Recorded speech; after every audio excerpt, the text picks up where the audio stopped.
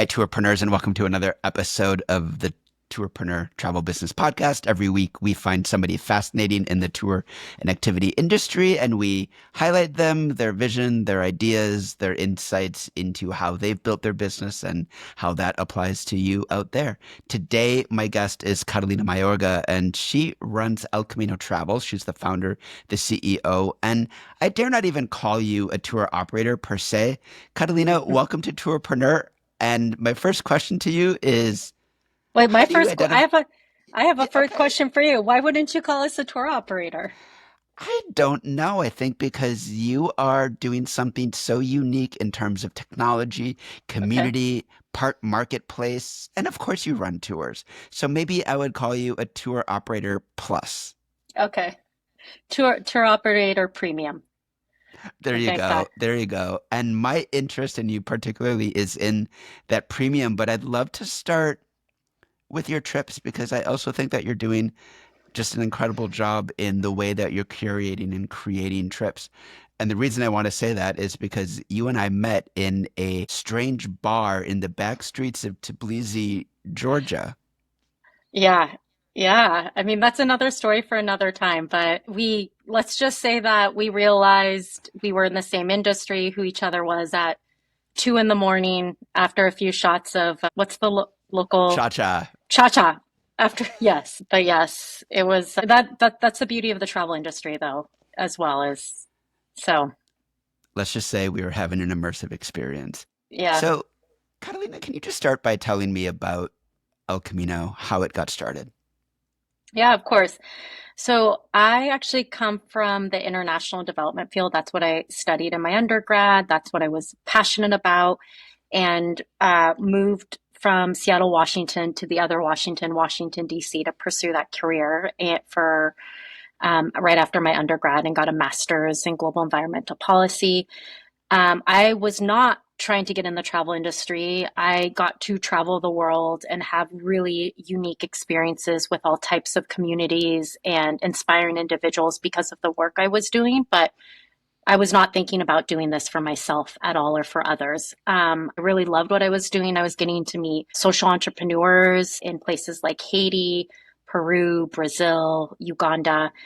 And I was consulting, I was working for myself. I always had the entrepreneurial itch in me. So I decided that I would go start my own consulting business. And that was my first foray into entrepreneurship. And I happened to be in Guatemala for a job there with a nonprofit for several weeks. And a few things happened on that trip that led to the aha moment for El Camino. But the main one was on my last day there, I was in a taxi and the driver and I were talking about everything going on in the region around drug violence. And a lot of what he was sharing really hit close to home because my family's Colombian. There was just a lot of overlap and parallels. And out of nowhere, he goes, thank God for tourism. And I was like, oh, that's interesting. Why do you say that? He goes, it provides me a high income, it provides me a reliable income. The only other industry that can compete with the type of money I make in tourism is the drug industry. So thank God for tourism. That's what's keeping me out of the drug industry. And that really hit me in the gut.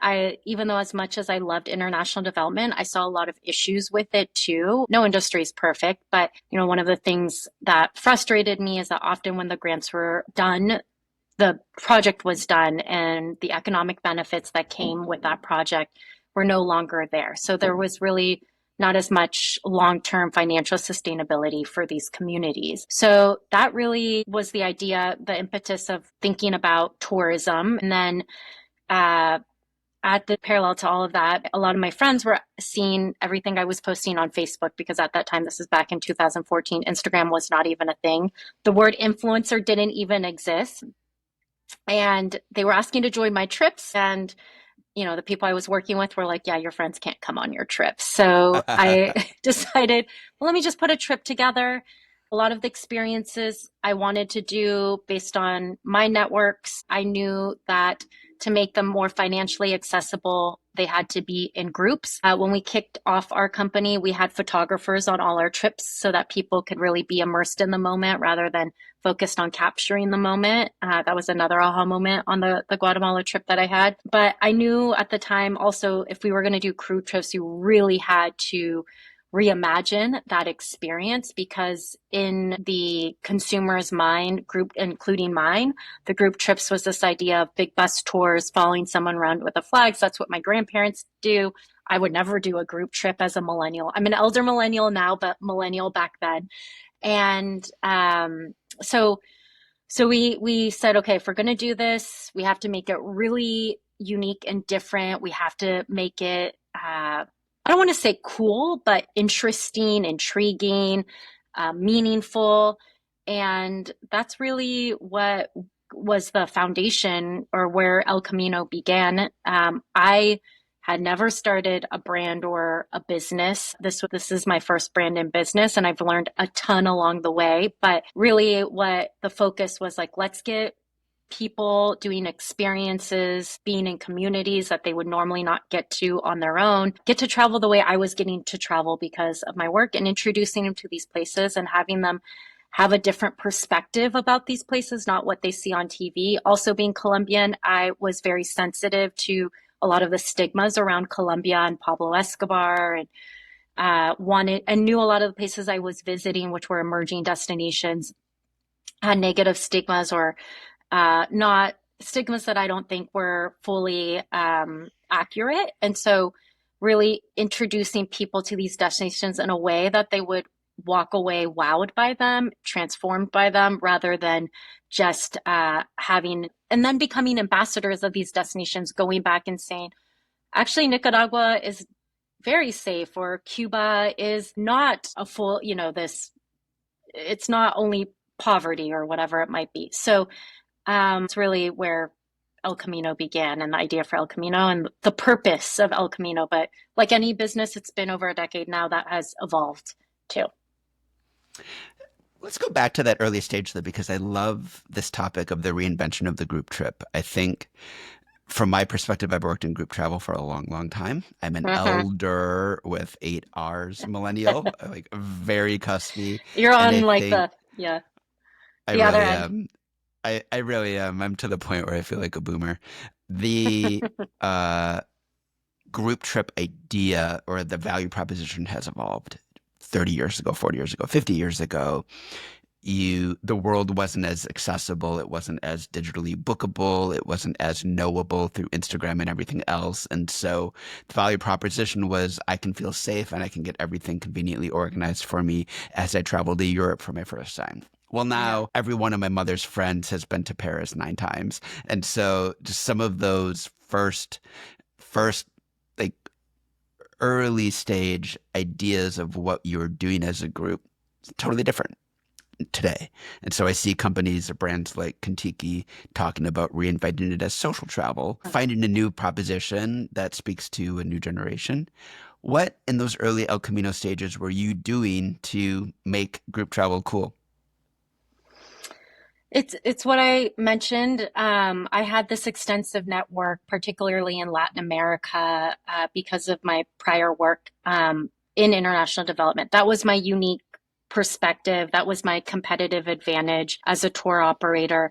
And so I really leveraged that network to create unique experiences for our travelers.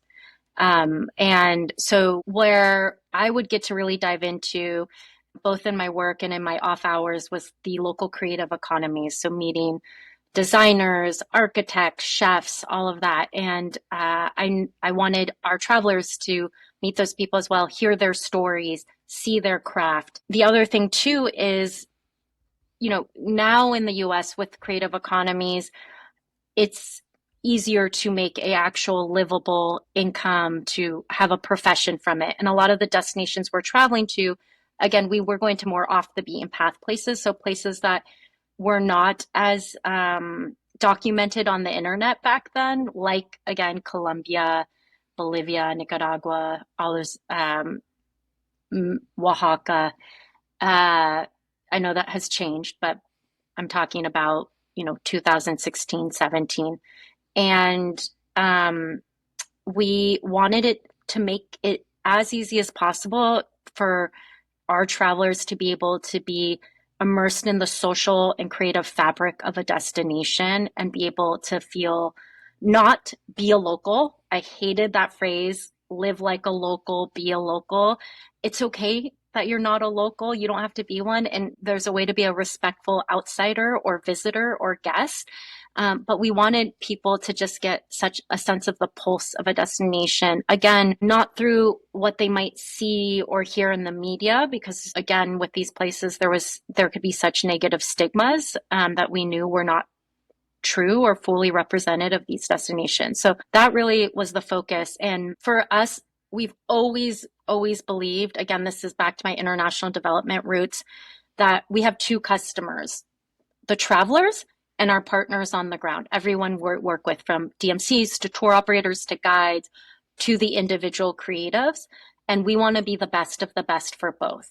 And in a lot the destinations we're visiting, for many of these creatives, them being able to share their passion and create an experience around that and get paid for it is a way that they're able to really sustain that passion. So tourism allows them to do that, to be the painter, to be the dancer, to be the architect who's maybe working on more social impact projects rather than conventional buildings or public space projects. So we wanted to ensure that as much of our tourism dollars were going directly back into the hands of those individuals and the people we're working with, or there's as little middlemen as possible, so that they can really create a profession, a career around their creative passion. So those were really the tenets or the pillars in the early days of El Camino. How did you go about learning to be a tour operator, much less going out and sourcing this, pricing this, creating a kind of business from scratch? I'm just curious. I You figure it out. I mean, honestly, I think that I'm so glad. I don't know how hard it would be. I didn't how hard group tours were, how hard it is to sell group tours. Because I probably wouldn't have done it. I came in super naive. I'm like, oh, you only need X amount of people a year to get to X amount. We can do this. Um, so what I did bring with me, and why I think we've been able to build such a unique name for ourselves and something really different in the industry, is because I brought a lot of what I learned in international development to how I built the business. So part of my expertise, what I got hired as a consultant for, was a methodology called human-centered design. And so that means you are designing solutions with the community, alongside the community, and the community is actually building out those solutions themselves, and you're helping facilitate the ideation of those solutions and really drawing out of them the ideas and then helping them test them out. And so I brought that methodology into El Camino as we worked with our local partners on the ground. We are very, very hands-on. Probably to some of our DMCs, we have great relationships with them. I'm probably annoying at times with just how particular I am about an experience and the design of experience and thinking about every little detail. I just got back from Senegal a few days ago for our first trip there.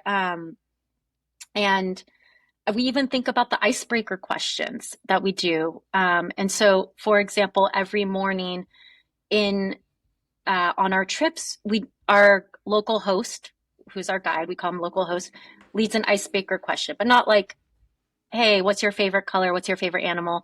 It's like, what is the biggest risk you've ever taken in your life? What is a now or never moment? And yes, it's to get people, like ready for the day or whatever, but asking those types of questions, you start to see the other travelers in your group differently. You start to get them to know them in a deeper way. And you start to have things come out that, maybe wouldn't even come out in just a normal conversation over dinner. But not only are you getting to know your other travelers, you're getting to know your local guide and your local host in a way that you probably would not, even after spending a week with them. Like hearing our local hosts now or never moments, or the biggest risks they have ever taken in their life, you'd be really shocked or surprised to hear what those were. But they're all local, right? And they're coming from places like Senegal, where there was an authoritarian government for several years, Vietnam, where they still feel the impact of the Vietnam War and live in a communist government society and what that means to them. So for us, for me, it was less about like figuring out the pricing, and you figure all of that out and you make a lot of mistakes. But I was always really focused on the emotional aspect of the experience and the group tour from day one to, the last day. I love that. And you're preaching to the choir. I think there's a tendency sometimes to see trip design as a series of problems to be solved. Where can I fit in this? How long does it take to get over there? What are we doing on day 3? We're over budget. And as a business owner, obviously, you do need to think on that level. Yeah. But there's another level of emotion flows. And then there's another level. In other words, how do I want somebody to feel at this very moment? And then there's another level of why are we doing any of this? Yeah. What's the point of us gathering here in Senegal?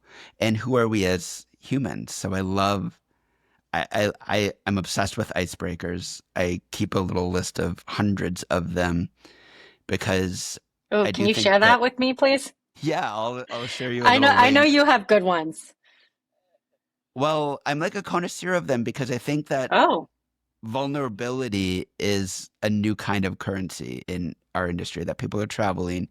I'm not a big buzzword guy. I don't like transformation or the experience economy or all of this. Like, I think the idea is like we want to be human together and like maybe we want to be changed a little bit or a lot of bit, but no matter what is going to happen or how that happens, it starts by that local host not having the perfectly tied scarf and delivering just an excellent product, but showing up real.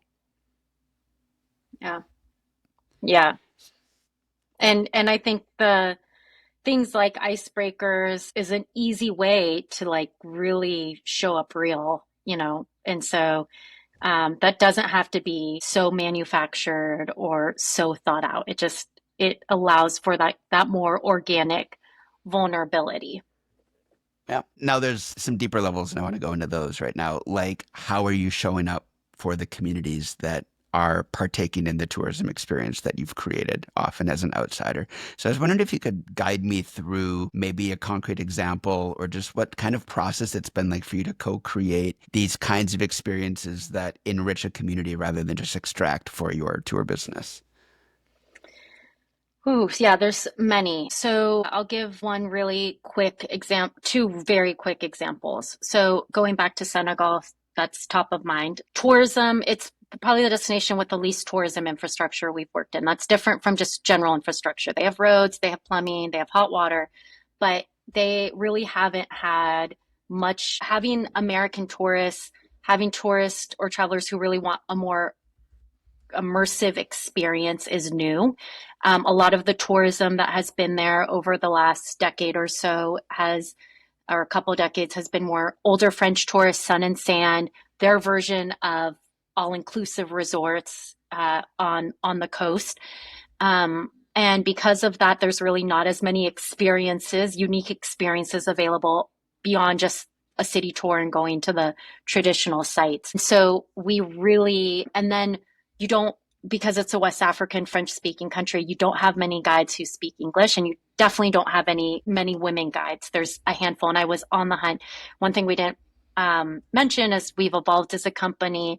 We specifically focus on what I say bold women travelers, which we can go back to.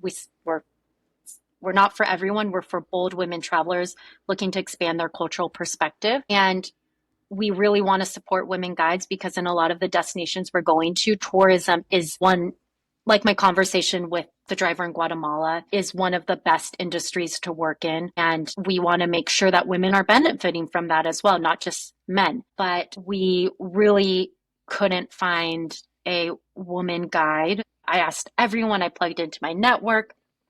I finally met one who is part of our trips now, but her English is okay. And what we decided, and she hasn't worked with as many American tourists before.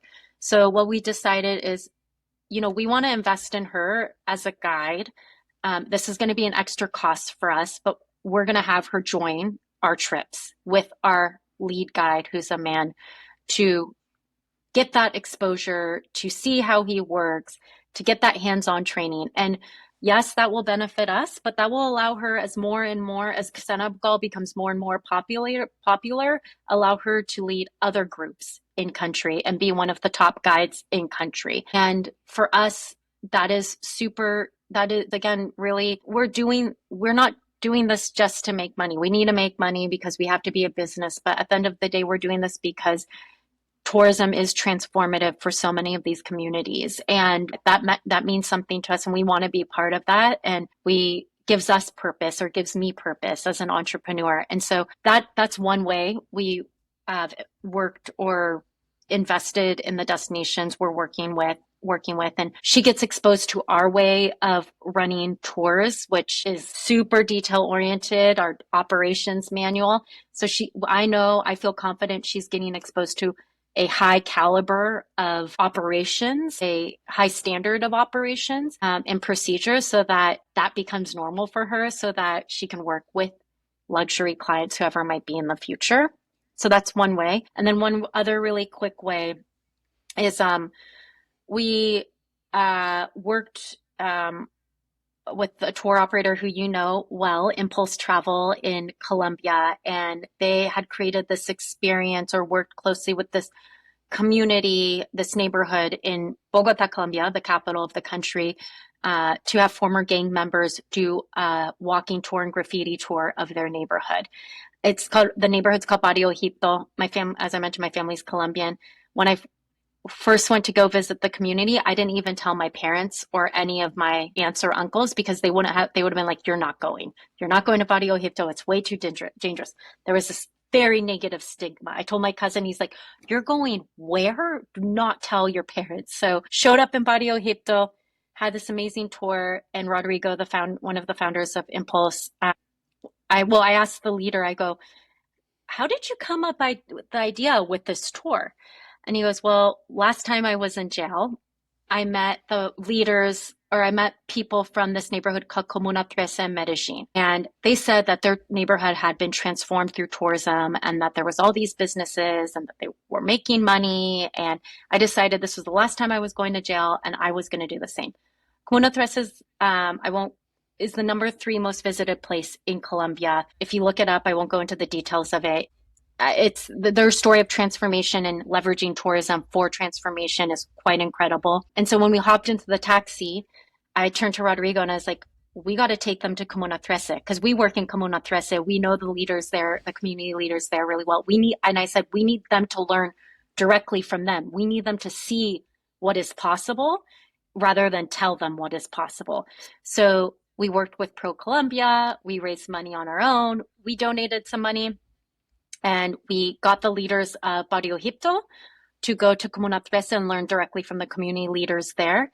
It was their first time on a flight, and it ended up being a 2-day event of where other community leaders from other neighborhoods who were trying to also replicate what was happening in Comuna 13 came as well. We did a full day of workshops. We did a full day of walking tours.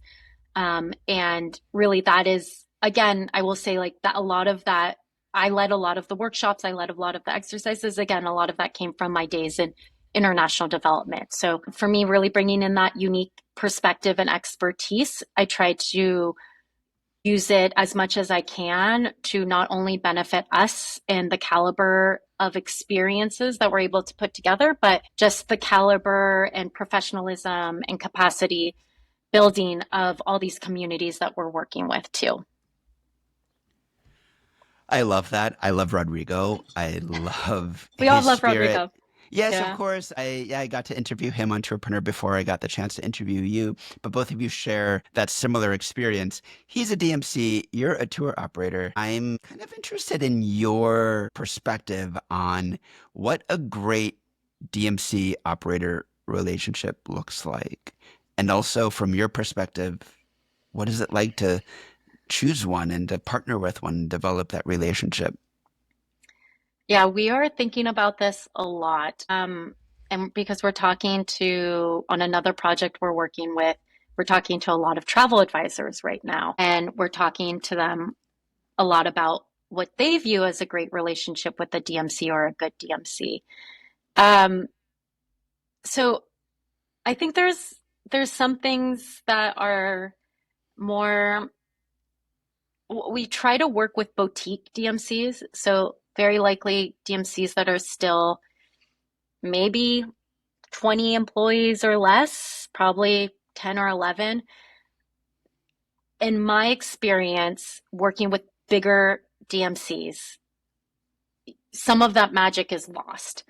And you start to feel as a tour operator a cog in their sales funnel rather than a partner or a collaborator. And then a lot of what you get presented is very cookie cutter or standard.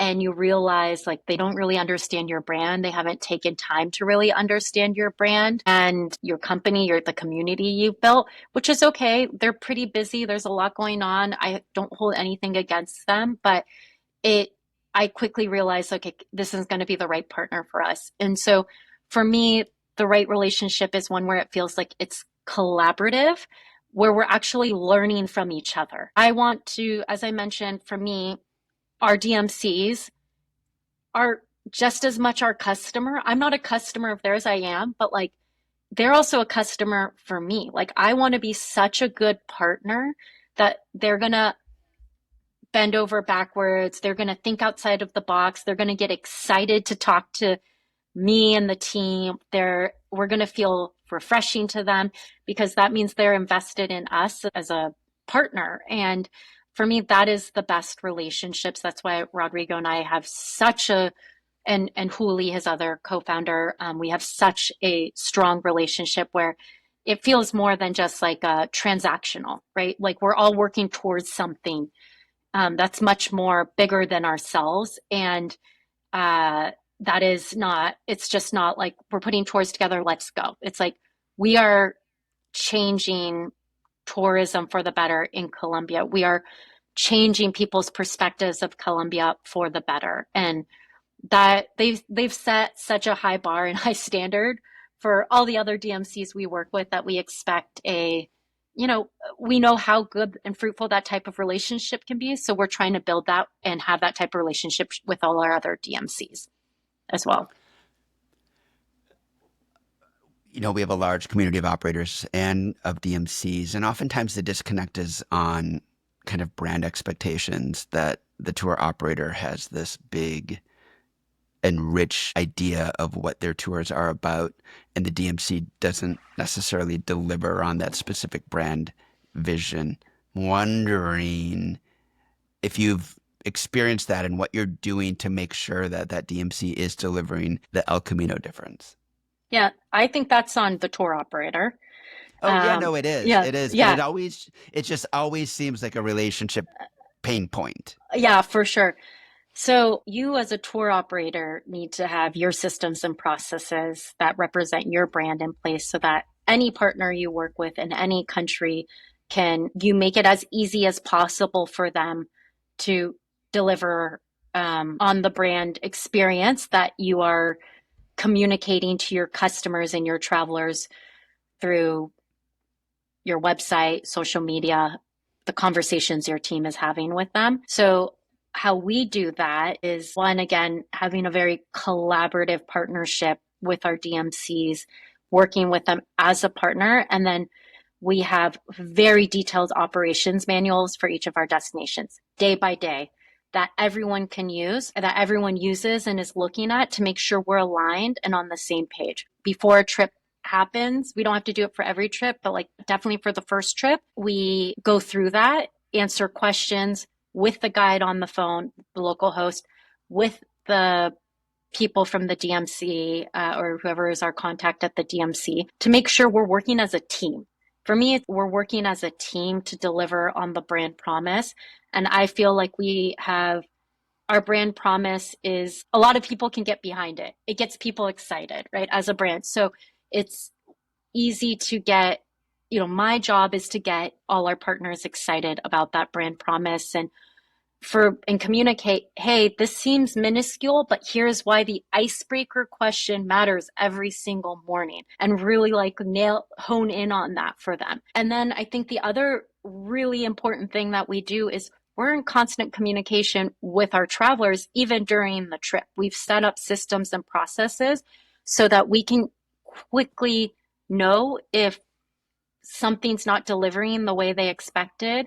We can see if, oh, wait, there's been miscommunication about something, or the guide might have forgot to communicate something and everyone's now confused.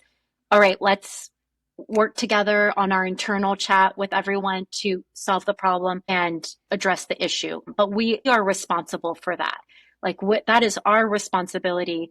That is what we need to be in charge of so that the guide can do what they need to do on the ground. Having 14 travelers asking questions, leading the trip, making sure dietary restrictions are met is a lot.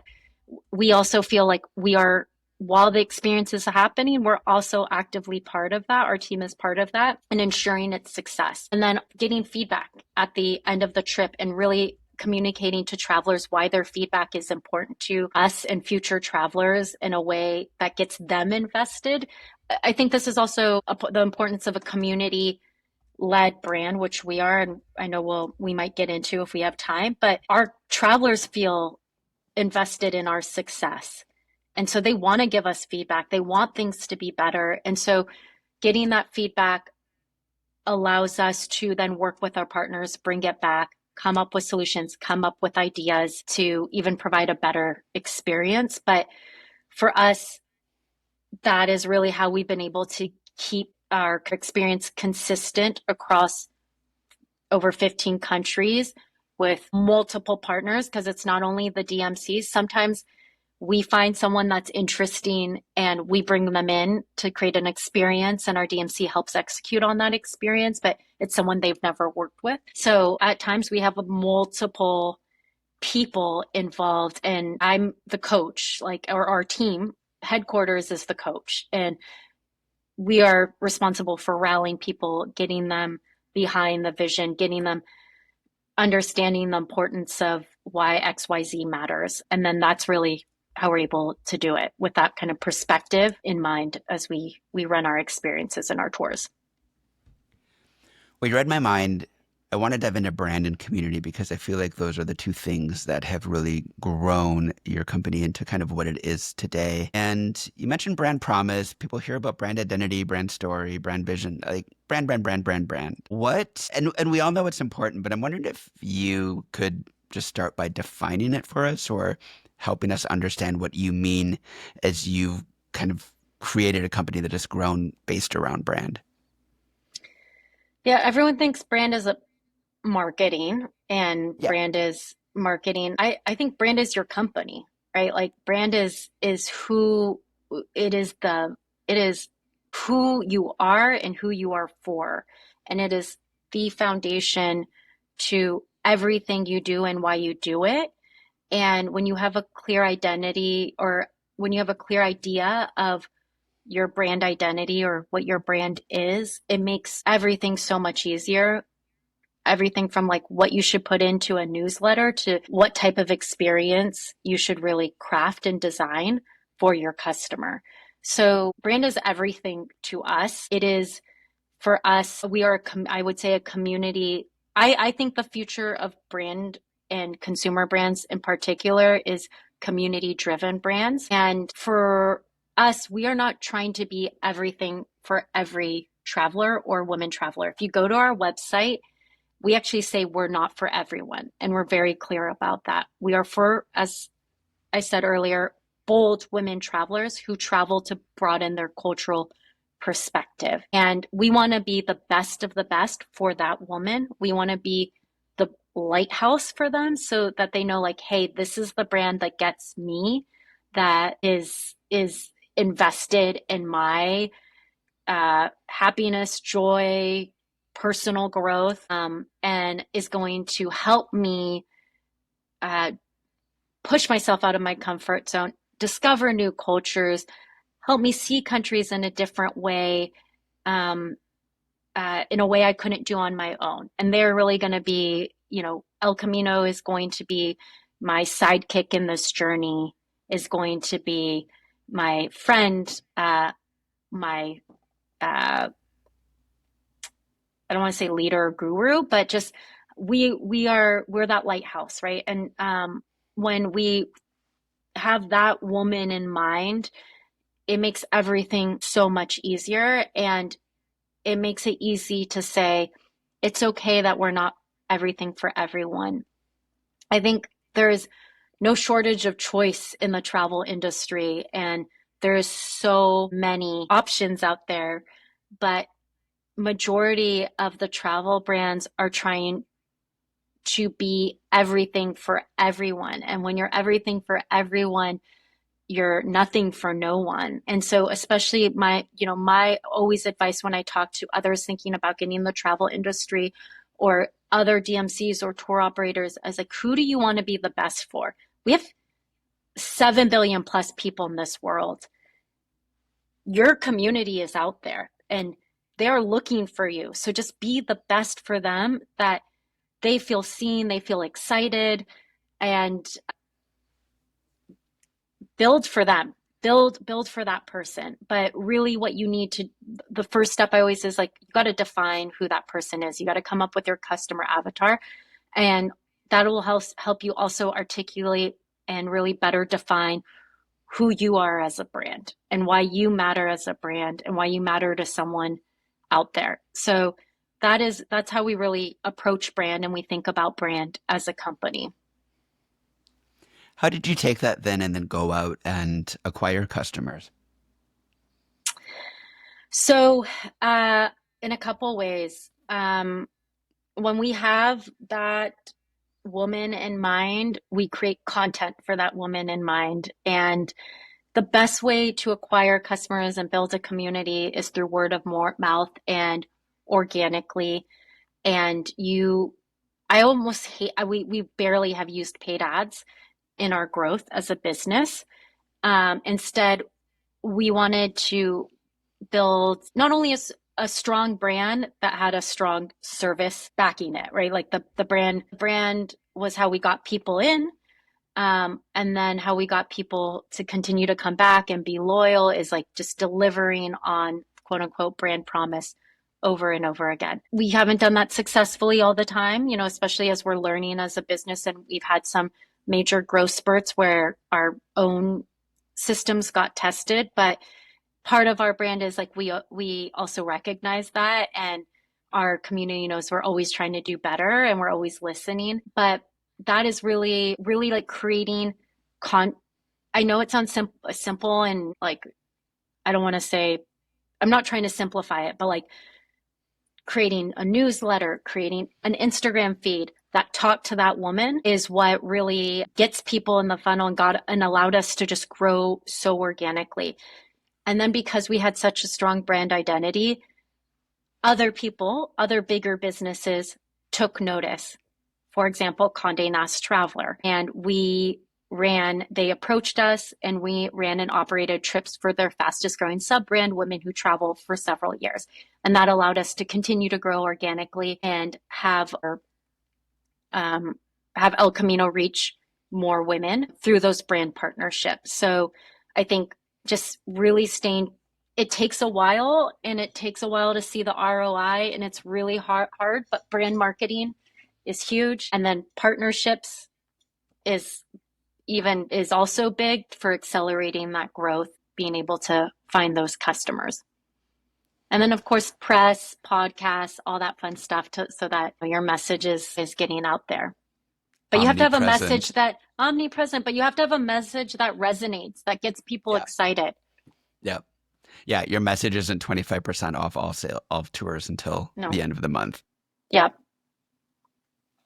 How much of that message has been anchored around you as a presence within the brand? You're a force of nature. I've seen you on big stages. You're a big entrepreneur. Have you thought about that the relationship between you and the brand? Yes, because at the end of it's hard. It's a hard thing. El Camino is a founder-led brand, no doubt about that. I know you know this stat. Airbnb, for example, when Brian, their CEO, delivers an announcement or publishes an announcement on his channel, it gets way more traction than when Airbnb does. And people want to connect with people and humans, especially now, post-pandemic, with the loneliness epidemic, with social media creating more isolation, with people feeling more divided than ever. There's this desire and appetite to really connect with humans, but also connect with brands that feel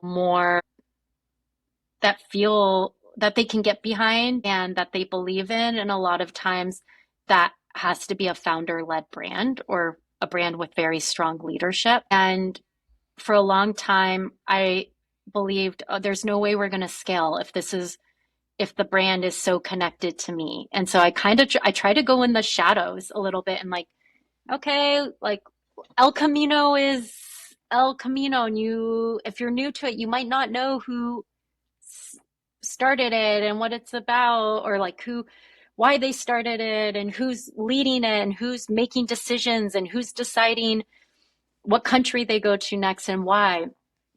And it's honestly, that doesn't work. It just doesn't. It's really, really hard. At least for us, it didn't work. And when I instead just owned it and stepped back into it and became even more transparent about the decisions we were making and why, and my own belief system that was influencing how we run the business, that's when we always have had the most success in organic growth. So I just don't try to deny it as much anymore. I just try to lean into it and have fun with it more than anything. And honestly, reframe it as a privilege. It is a privilege that people care about what I have to say. And I'm not trying to say that to like pat myself on the back, but I truly, when you have that type, instead of being scared of it or trying to get away from it, it's like, let's lean into it. And then, all right, you have a megaphone. What is the type of tourism you want to promote at scale? What type of tourism do you want to see more of in our industry?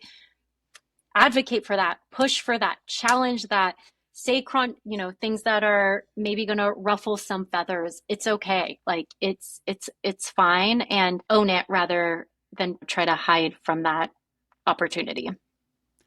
Yeah, I actually see the inverse most often, and it's a big problem in early stage businesses. I see a lot of tour companies early in their journey try to imitate larger anonymous companies. They try to be a bigger brand, and like I look at an about page and it's just talking in general about your DMC or about your company. And I'm like, I know it's just the three of you and you're in a tiny little garret in Paris. And I find that really charming and actually prefer that you're this like cute little trio than pretending you're some like big Paris DMC or whatever. It's like, I don't know. It's a different, maybe there was a time for that. And I understand that impulse. Like you're almost like ashamed that you're so small and early or whatever. But actually people want to get behind that.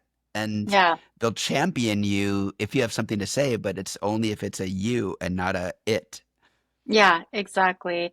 And yeah, I think that's exactly it. And I think, as you were saying, for so long, everything was about scalability and growth and, growing the business and hyper growth and hockey stick growth or whatever it might be. Like that was what made a successful quote unquote business. And with that, you lose a lot of the personality. But what I like to tell smaller businesses is it's actually a huge advantage you have over big corporate businesses, that you are a people driven, you are so small and you have personality, and use that that's your competitive advantage. That's what's going to make you stand out compared to these bigger companies that lack personality and that for the consumer lack soul, right? Like it's what Yeah. the only reason they're going to them is because hopefully I can get.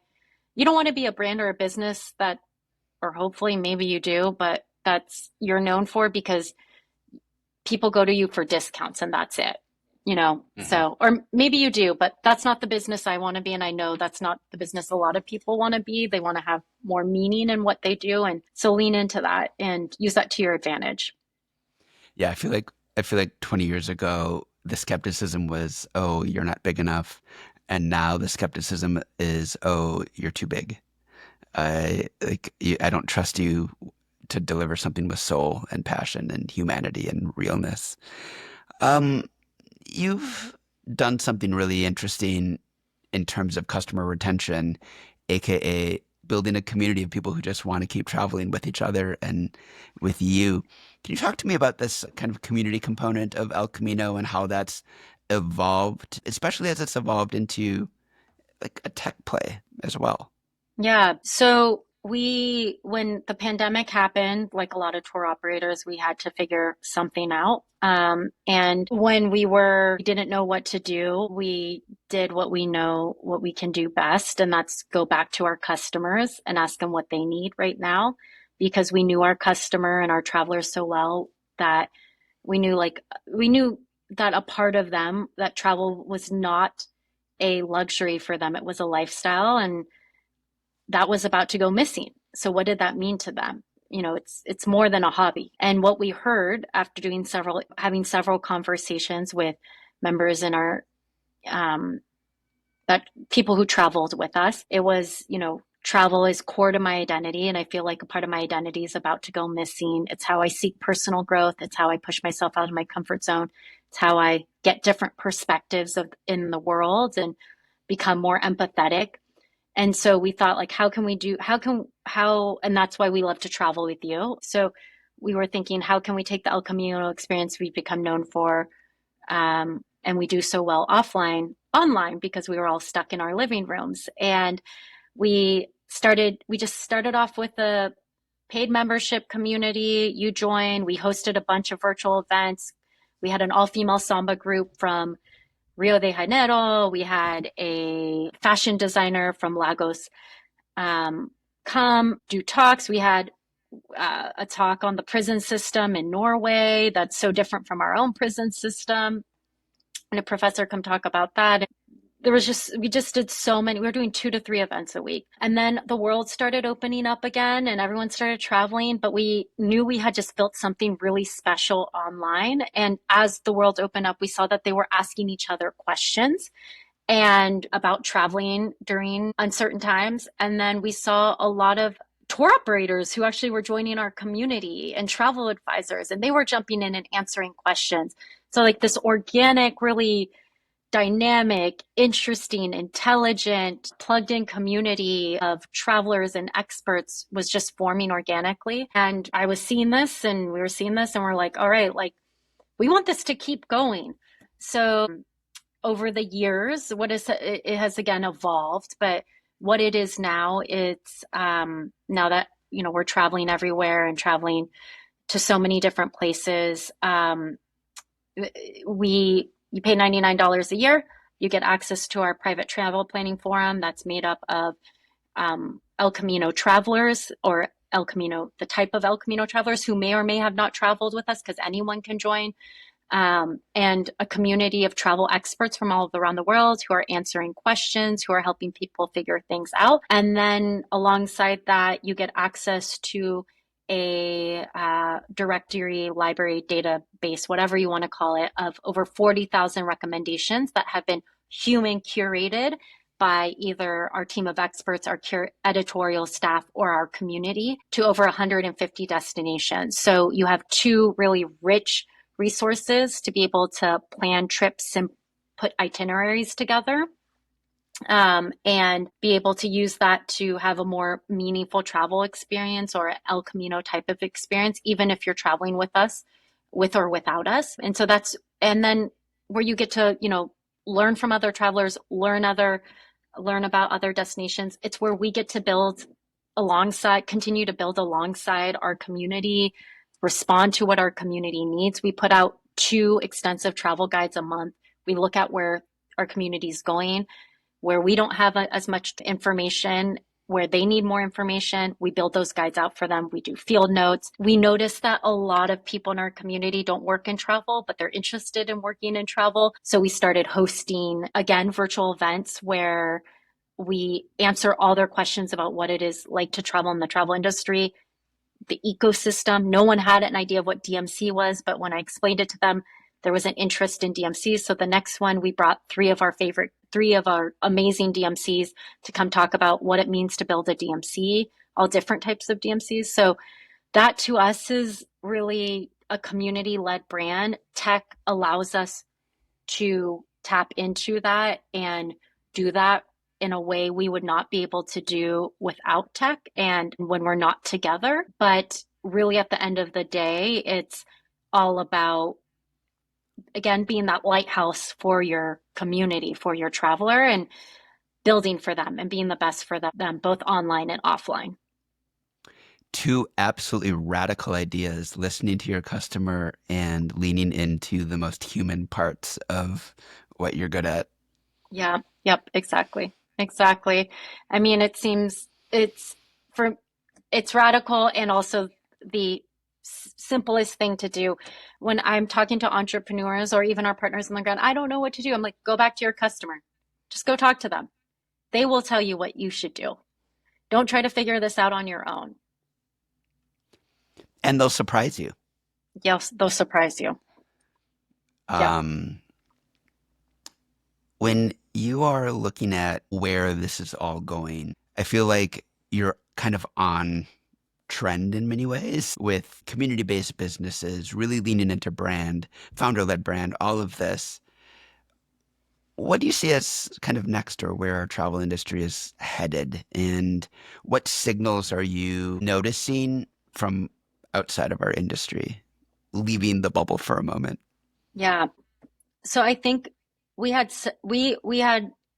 with social media and all these platforms that have come around like Instagram, TikTok, everything, there was this idea of everyone had a voice, the democratization of opinion and voice out there. And I think where we're going next is, the ocean was open. Now people want to swim in their little ponds and pools. The nichification of brands and of communities rather than, and this is why I think Reddit has done so well, right? Like you just have such specific forums and feeds that address very, very specific niches. And I think that's really where brands are going to be going because there's so much noise out there and we haven't even touched we haven't even started talking about AI, but with AI there's going to be a ton of more content created, what they're calling AI slop, so low quality content. It's actually what we even before AI, it's something we heard from our community a lot when we asked them about travel planning.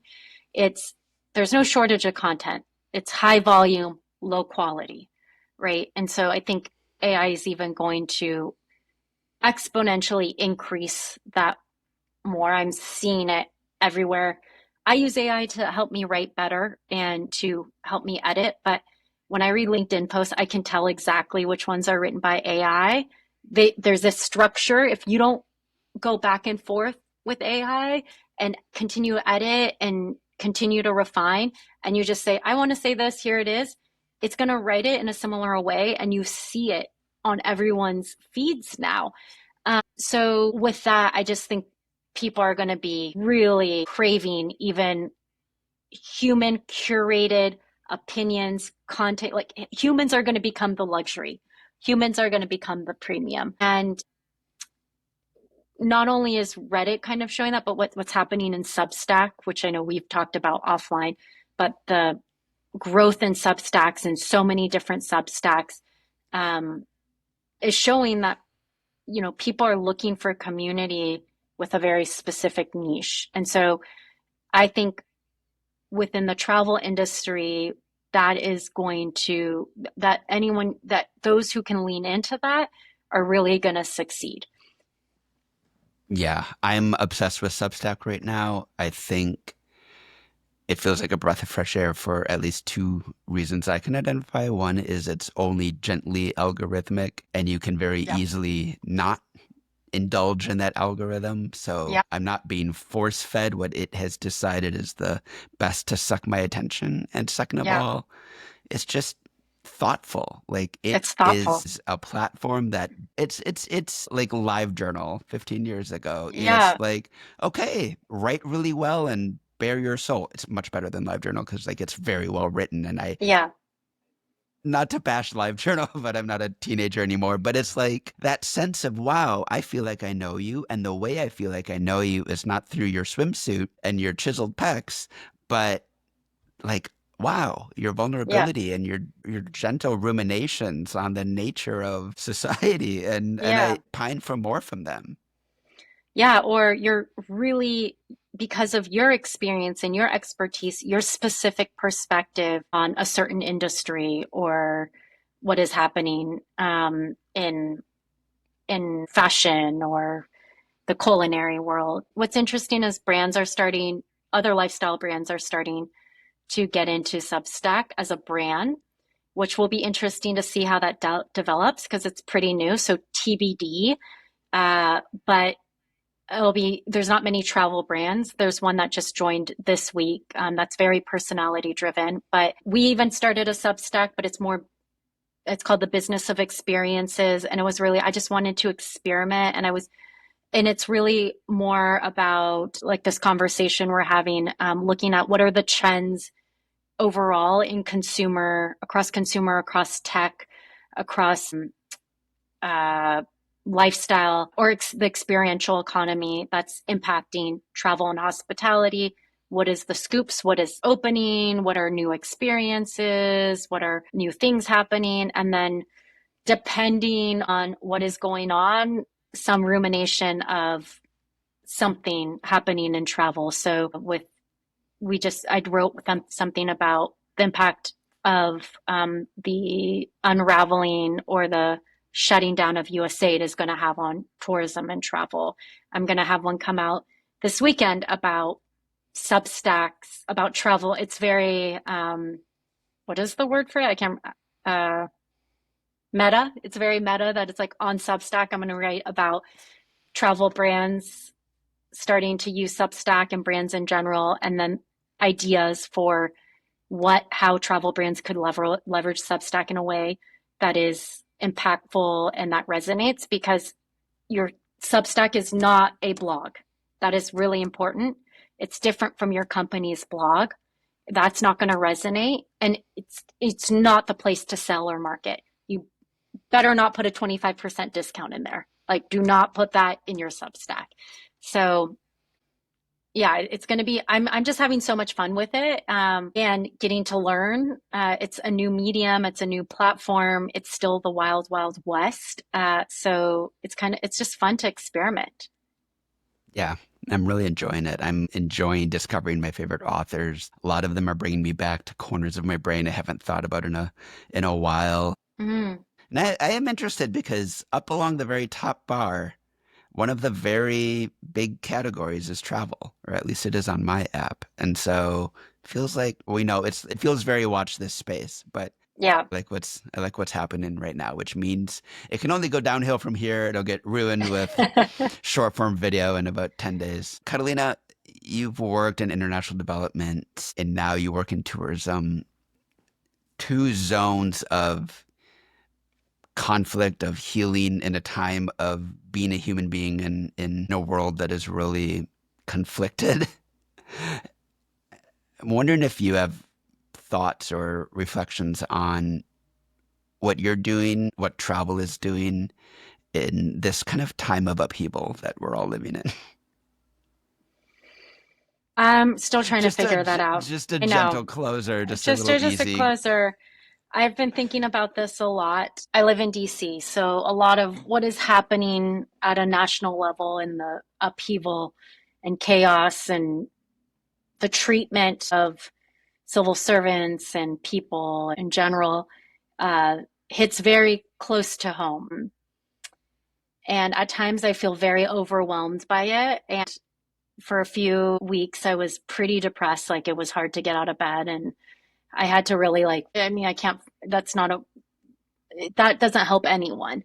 So I've been really I don't have it figured out, and I'm still trying to figure out how I want to best show up in this world during this time for the rest of my life. And I think for me, there's a couple things. One, stand up for what you believe in and what you believe is right, no matter what, is important, and have the courage to do that. And there's a lot of people I see who are doing that, even if it's companies who, like Costco, who are continuing to do DEI despite the potential conflict or the potential backlash. And that gives me courage. So really like leaning into the people who are courageous right now, or the companies that are courageous right now, and sourcing inspiration and courage from them.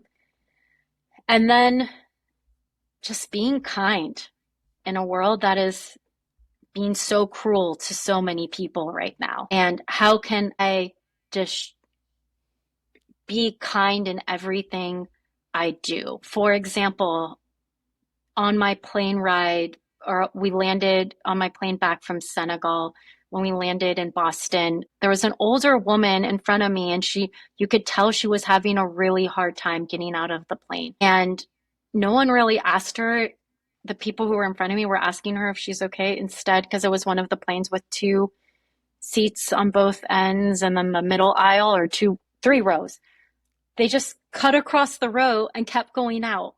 And so I eventually was just behind her, and I was like, "Ma'am, are you okay?" And she was like, I'm it was I think a 9 hour flight. She was like, my legs are cramping. She's like, "I'm so, so sorry." She felt like she was, being a burden. And she's like, "My legs are cramping. My legs are cramping." I was like, "No, no." It's like, "It's okay. It's okay. Do you need a wheelchair?" And she's like, "Oh my gosh, yes, that would be really helpful." And so then when we got to the stewardess, I was like, "Hey, she needs a wheelchair." They thought she had called one. I was like, "No, no, no, she didn't call one." I made sure she got a wheelchair. That meant I didn't go through global entry as fast. That meant I didn't go through immigration as fast. But just taking a few extra minutes, 5 extra minutes to be kind to other people is what continues to make me feel better about this world. And when people are really kind to me, that makes me feel like, okay, you know, it's like there are good people in this world. The world overall is good. People generally are good and want to do good and want to be good to other people. But you got to really lean into that, and you really got to just double down on that during these times, and get off social media is the other big thing. So, yeah. Yeah, I don't think democracy best flourishes on social media. That's just a hunch. Hmm. I Yeah. think it flourishes through communities of difference and places where you don't know somebody, they're different than you, but through circumstances, you're forced to connect, and you connect through kindness. And hey, that happens on group travel as well. I feel like it's one of the new redeeming qualities of not being in a private tour, not always being isolated, not always getting exactly what you want, because it's like we've raised culture of convenience to just like a truly fine art. Yeah. And I can't even believe this. I have to tell you really quickly about something. Can you give me 1 second? I want to show you. I have to get something to show you. So when we landed, it was Independence Day for Senegal, and we went to this French Institute. Just it has a beautiful courtyard, and we went to just go grab a drink and lunch, and they were celebrating. And this woman had the most beautiful earrings on. These earrings. So like, let me see if you can see them. And this. Oh wait, this is the ring. She had this ring. She had these earrings, and she was wearing them. And I just stopped her again. Me being like, this is kind of my idea of being kind, is like tell people when you admire them, or like just tell them, like make their day. So I was like, I don't speak French, but I was just like, "Your earrings are beautiful." And she's like, starts taking them off, and I thought she was just going to show me, like she was going to show me. I'm like, "Oh yeah, they're really cool." Start explaining it to me, and she just goes, "Here, they're for you." And then just left them there. And I was like, "No, no, no, no, no, no." And she's like, "Yes, yes, these are for you." And she just gave them to me and walked away. And our guide explained to us later that in Senegalese culture, like if you say you like something and you say it's beautiful or whatever, the person will give it to you. Like they'll just give it to you. And even if it's a stranger. I mean, that doesn't happen all the time, but it's like that's part of cultural tradition. And so I was very careful the rest of the time to not say I liked something, because I didn't want, I felt bad for this. But now I have these earrings. And so what I'm going to do is I'm going to keep them for a year. And then the next time a stranger tells me that they love my earrings, I'm going to do the same and just give it to them and pass on that karma. You have to do like a like and dash where you compliment them and just run in the opposite direction as fast as possible. I know exactly. Like, no, don't give me your hat. Don't give me your sunglasses. Uh, this has been a really beautiful conversation, Catalina. Really thank you for your generosity and just kind of sharing your journey, but especially this and being vulnerable with us as we kind of all navigate this new world, this new terrain, and use the tools that we have to hopefully make the world a little bit of a better place. Thank you for inviting me. I always enjoy talking to you, so I really appreciate you giving me the space. I love our chats. I always do. And if others wanted to connect with you, how could they do that? And how could they discover more about El Camino? Yeah, so elcamino.travel is our website. At elcamino.travel is us on Instagram. I'm on LinkedIn. I'm pretty active on LinkedIn, posting, being pretty transparent about our process as we grow, about the travel industry. So if you want to learn, I would suggest checking that out. I did launch a Substack, Business of Experience. You can find it in my LinkedIn profile. I think it's, wait, let me just, businessofexperience.substack.com or businessofexperiences.substack.com. I don't know. One of the two. I can't, whatever was available. So would love for you to join there and help me start building community over there. If you work in the travel industry, would love to know, or hospitality, hotel, whatever it might be, would love, love, love, love to know what information would be helpful to you, what connections would be helpful to you, what information. So, um, yeah, would love for you to be part of that journey and as I build that out too. Well, thank you so much for being on Tourpreneur. Thank you.